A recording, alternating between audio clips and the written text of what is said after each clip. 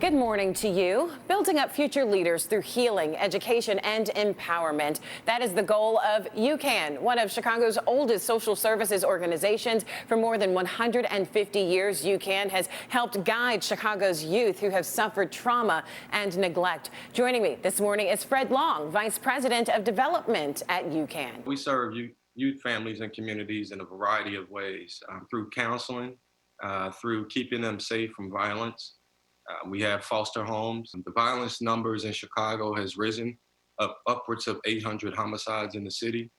And then if you just think about, the type of, being cooped up in your home all day, and especially if your home is not safe and it's a violent situation, the type of mental support you would need during these times to kind of process what's going on. So we've seen that there's a need for a lot of clinical support for youth families and communities, and especially communities of color. We're here to talk about our Polar Peace March, which usually always happens in January in solidarity to Martin Luther King's birthday.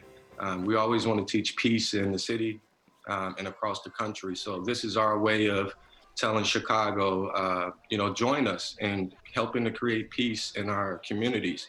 And just because violence particularly impacts Black and brown communities, if you're Chicago residents, we feel what's happening in those communities, we all should have some type of accountability and responsibility for mitigating that. And so this is our way of marching in solidarity to create peace in the city.